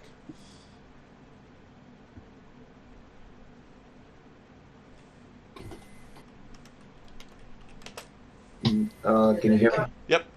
Oh, yeah. The transcendental argument basically states that it's in any worldview, for you to have to even make an intelligible thought, you cannot make an intelligible. I guess the best and simplest way to put it would be, if what is it that permits me to even make an intelligible statement within a worldview where none of the physical events make reference to anything within any other realm, any transcendental realm? How would it, if the particulars of any earthly instantiation of something don't make reference to anything transcendental, how is it even possible for meaning to have any, like for there to be meaning in the first place? It's interesting. Yeah, I don't know that I've really thought about that argument as an argument. Part of what's tricky about all of these arguments for God is that one way or another, they all depend on what you mean by the word God. And when I look at the forums in which these arguments are usually trotted out, as between Jordan Peterson and Sam Harris, if Jordan and Sam have very different definitions of what God is, there's just a lot of talking past each other. But I'll have to do a little bit more research on this, Arul, and check it out further. So thanks for the question. Mm-hmm. Anyone else have any thoughts on that? I think that once you understand that God is the thing that encompasses everything, then you understand that these sort of arguments for God will always fail to some degree, because how can you ever encapsulate the thing that encapsulates everything? Which is why you approach God more through experience than you do through like concept. So I find, like, I love apologetics and that kind of stuff, but that's not the reason we're here. That's a great answer. Yeah, amen. All right. Anyone else? Just a side note that there was a question that you skipped from Andrew. Oh, okay. Which one? Just above in the defense. In which channel? In the question for PVK. Okay. That's his question. That's his post. Oh. Yeah, that was just a suggestion I made earlier for teams and whatnot. Okay, I'm sorry. Thank you very much. Sure. Making sure my question got in there. All right. Well, I guess I'll move on to Zurich's then. Unless anyone else has any thoughts. At all? Nope. All right. I'll go ahead and ask Zurich's question. How would you recommend a teen read the Bible in general? Would you discourage a complete read-through? If one did a complete read-through, how would you recommend learning from the law, practices, tabernacle building, etc. in the Torah? Would you recommend a commentary? A lot depends on what kind of teen. Teenagers vary tremendously. There are lots of interesting... There are so many interesting tools out there. There are what are sometimes called chronological Bibles, where someone tries to break up the book into something closer to a narrative. There are paraphrases like The Message, where a paraphrase is, Eugene Peterson sits down and reads a passage, and Eugene Peterson, it was a very well learned biblical scholar, also experienced pastor, deeply Christian man, and so he writes a paraphrase of the Bible, and there are varieties of ones out there. I think just try it and find out what works for you. Listening to the Bible, I find you can find that on Bible Gateway, whole varieties of audio versions of the Bible out there. And what I find helpful for me is vary the translation, vary the, break kind of break up the patterns. And when you break up the Jonathan Peugeot says, you are a pattern looking at patterns. Well, disrupt your own patterns so that you can see the other patterns in a different light. So try a chronological Bible, there's lots and lots of different things out there. Try reading different versions of it. There are amplified versions. There are Reader's Digest versions. Now, again, all of these are sort of sifted through another human being and their own filters. And so keep that in mind. But every English translation has that. And so, but even say, okay, well, I'm going to learn the Greek and the Hebrew. Well, go for that. That's a wonderful thing. Well, that's another whole project. And just looking at it in its original language obviously won't settle all debates. So, yeah, try a bunch of different things. But try it, do it, and talk to other people about it. So one of Jeff's practices is copying the Bible. And I thought, wow, that's a cool way of disrupting your patterns, of slowing you down, because then suddenly you're seeing it through different eyes. So, study the Bible 10 different ways. Yeah, Saul just got the kingdom torn away from him this morning.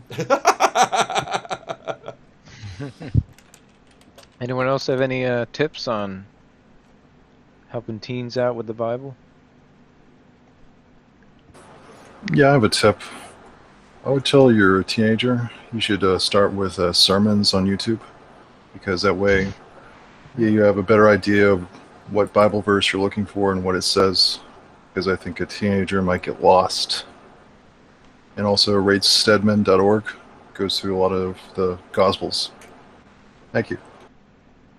Thank you. That's true. There's a lot of answers on YouTube for common questions people might have, and they direct you to all sorts of Bible passages that are relevant to that, where it would be difficult to find otherwise. And this is where the question of filters come up too, because what the internet gives us, in a sense, we have the same problem with the Bible. There's so much of it there, and so relevance realization, filter. So I think find. And this is obviously what the church is all about. Find some good teachers that are competent, valued. There's a community around them. When you think about what the church is, it's really genius, because how do you know if a Bible teacher is reliable? Well, you need multiple factors. Well, maybe they slept with the organist. Well, there's a problem. But does that mean that everything is a problem? Not necessarily. You can look at so multiply the numbers, but also pay attention to people and those who are around them. So, and we naturally do this. Find someone that we trust and admire, who we say, wow, they've got a handle on something. So ask them, and you'll begin putting together a good selective chain of resources. Mm-hmm. Yeah, and I just wanted to add, don't fortune tell with it. Don't use your Bible as a fortune telling mechanism. I have another suggestion. The Bible Project has all these videos on the books of the Bible. I wish I had that when I was younger. they're really helpful and give you a whole picture kind of thing, which I got lost when I was younger. So that might be of help too. It's a good idea. Yeah, great resource. Anyone else? All right, I'll move on to Richard. Now, Richard says he has a comment, so I suppose not necessarily a question yet. So, Richard says, from my own thinking, I believe the intellectual dark web is basically over. Since people aren't as elevated as they think they are, they really only want to hear echoes of their own opinions, and once the leaders of the intellectual dark web gained some popularity, they completely lost the belly for dealing with unpopular issues. In a similar vein, I believe churches fall victim to the same decadence. Once someone joins the church, a shallow Christian only selfishly craves more recognition as a good Christian. What they don't want is a sense of deeper responsibility. Any thoughts on being a deeper Christian on this Discord server? Well, that's a great comment. Yeah, there's a real inconvenient observation about human nature and how it plays out in the IDW and the church. Well, and this is part of the reality between the isness and the oughtness, and part of the reality of, okay, I became a Christian. Why doesn't God, put you on cocaine? Is that what you're asking? So, no. So, why do we continue to suffer? Sufferings are sometimes the sticking points between us and reality. Sufferings are sometimes God's tools to make us or someone else grow. I think a lot of this is try to avoid the spiritual outs. Try to avoid the cheap outs. The Gene Wilder Willy Wonka and the Chocolate Factory movie was so instructive, because here all of these children are given the opportunity to inherit a lifetime of chocolate, which is exactly what the children think they want. And they're given these tiny little rules to follow, and they can't. And in each case, it's a little morality play. In each case, all their individual defects lead them astray. And but the winner, Charlie, will inherit the kingdom. Well, Charlie was led astray too. So, this is the Christian life, and every church is flawed. No. Yeah, I agree. It's a great comment. Mm-hmm. And even and in that way, we like. There's always this, and I think his comment really nailed it. We find a place that, well, this is really working well for me, and I'm agreeing with the people, and we're all on the same page, and isn't it wonderful? And yep, that's the way it is at first, and in time, resolutions heighten.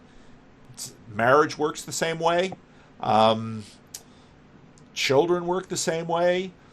Moving into a new house works the same way. Moving into a new job works the same way. Part of what time does is heighten our resolution and expose so much of ourselves in conjunction with what's outside of us. That's part of the power of the transjective, in that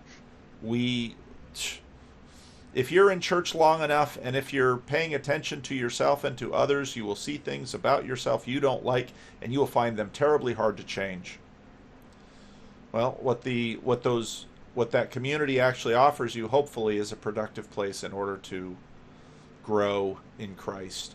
And hopefully, if the community is on the same page, the natural inclinations will be pulling us towards that image itself. So, yeah.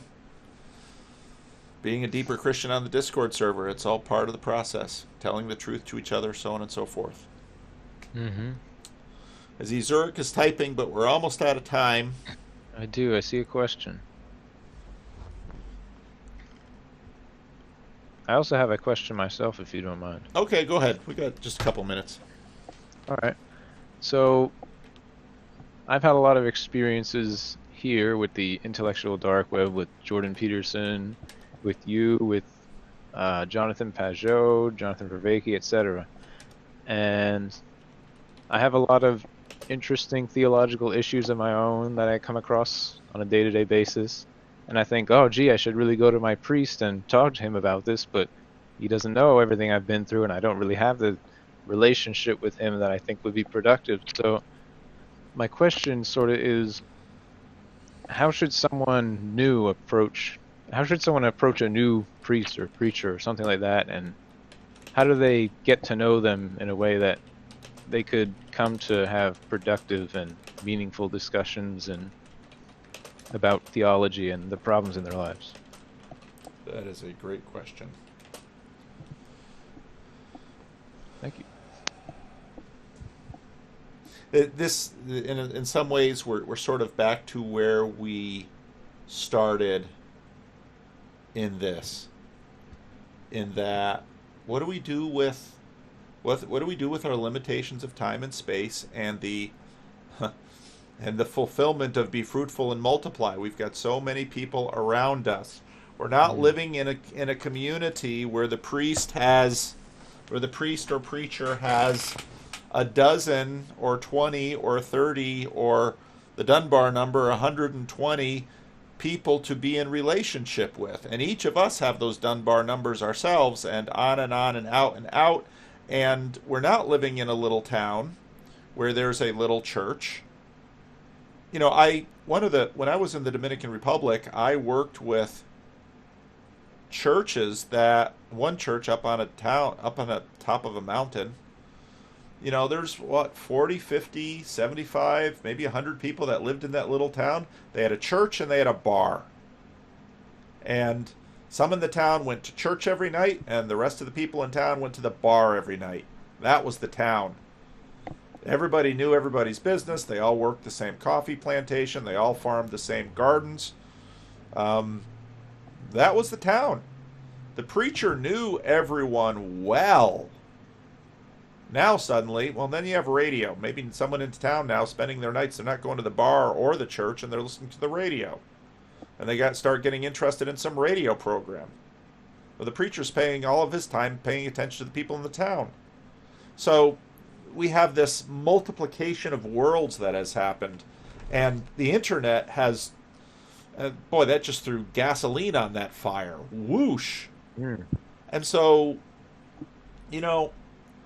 but at the same time, I have this struggle where especially now during COVID, there are members of my church that I'm not seeing. The elders and the deacons are keeping up on them, and I'll talk to them every now and then.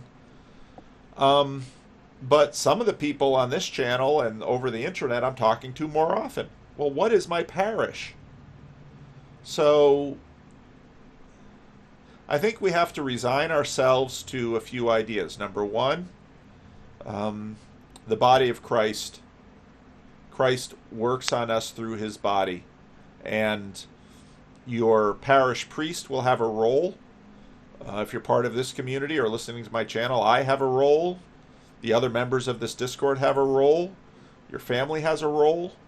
It's sort of unfair to expect your parish priest to be up on what you're spending hours of your week with, because the parish priest has all kinds of other things that he has to deal with. So, to a certain degree, and I think we all understand this, to a certain degree, there's an economy of attention that we're dealing with here.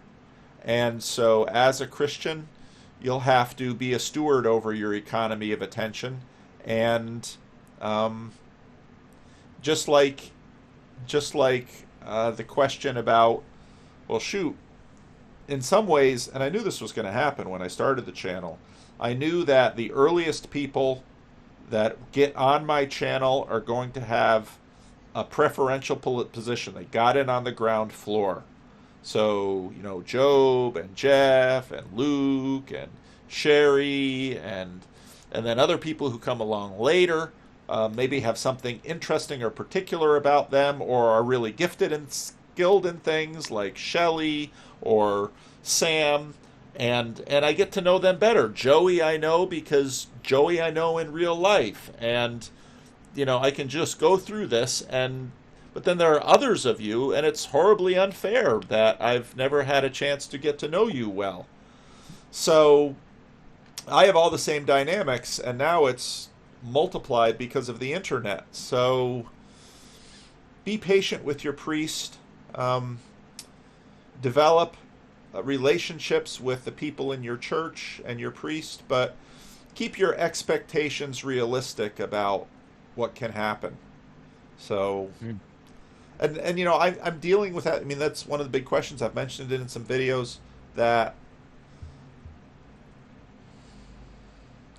so maybe you're going to an Orthodox or a Roman Catholic church, and there's not much, the homilies are 5 minutes maybe at best, and you're getting through the liturgy and through the host. Well, praise God. But now you're listening to how many people on YouTube, and well, that's the world we're living in. So the church so far has seemed to adapt, and we're going to keep adapting. And there will be loss from the little town on the top of the mountain in La Isleta in the Dominican Republic, where that pastor knew everybody through and through. But the amount of opportunity that is available to the people has broadened exponentially, and given the diversity that human beings are, there's also opportunity in that. So we'll keep working this through. Mm-hmm. Thank you. Oh, one last question. I'll hit Zurich and then we'll be done. All right. Because I saw Linden, Washington, and I couldn't pass it up. All right, here it is. Oh, go ahead. Go ahead and read it. Okay. So Zurich says, I go to a private Christian school in a Dutch settlement called Linden, Washington. It's a very Dutch town, and I've really fallen in love with the culture. What are some fond memories you have in your much deeper experience of that culture? I have never actually been to Linden, but there are ways in which Linden, Washington, and Ripon, California, and even the New Jersey colony, and Chicago, and Iowa, and Western Michigan, and Whitensville, Massachusetts. I just talked about the little town. There is it's funny because, so my mother grew up in Whitensville and was the youngest of 3 daughters, was the only one to go to college, went to Calvin College, of course. My mother had done very well in high school, and so she did well at college. And my father had grown up in little towns in the Midwest because his father was a minister who moved around. And they met at Calvin College, and my father took a call to Paterson, New Jersey, and so I was raised in Paterson, New Jersey, which was in a major metropolitan area. But part of what happens in major metropolitan areas are people group up in their little colonies and their little clusters, and so I was part of the Dutch CRC cluster in New Jersey. And then we had a lot of vacations in Massachusetts, which was only four hours away. So I got a sense of, my second home was Whitensville, Massachusetts, where my mother, when my father retired, they moved there. My mother's lived there ever since. And one of the comments my mother made to me about moving back to Whitensville was, I didn't know how small it would be. And part of what she meant by that was, the mailman, and Whitensville has changed dramatically from when she grew up. Now it's increasingly a suburban bedroom of Boston. Half of Massachusetts is basically colonized by Boston. But there's something delightful about a small town and knowing and being known. And there's also something restrictive about a small town of knowing and being known. you never grow up from the part of the image of who you are in the minds of others, which gets reflected back on you, is part of who you were. And that's both a glorious thing and a limitation. I recently had a Zoom call with a bunch of people that I graduated high school with, and I went to school with roughly the same 100 kids from kindergarten through high school and then to college with a few of them still. It was fascinating meeting with some of these people. Some of them at least seem to be very much who they used to be. Others are very different. So, the oliebollen, all the Dutch things were fun, but so much of it was, when I needed a job as a high school kid, my father, knew who to call, who had generous hearts, who were businessmen, and so I got high school jobs, and I had a group of people. We all need a village, and maybe you're finding your village on the internet. That's not ideal. It's nice to have a real life village where we're known, and part of what I think is joyful about anticipating a life in an age when we are not as bound by time as we are here is the imagination that perhaps we will escape from our Dunbar number. And I think all of these images lead us to, imagining what that will be like, even if we can't conceive of it. So, yeah, God bless those subcultures. And they're not just Dutch; they're Jewish, and they're Italian, and they're Irish, and that's one of the things that churches do. Churches coalesce those sub-communities, and you can have that experience by moving overseas and being part of a expat community, and they're special too. So, good.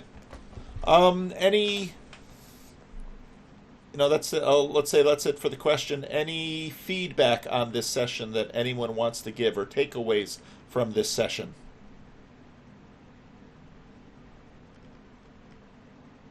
I think it went well. Good.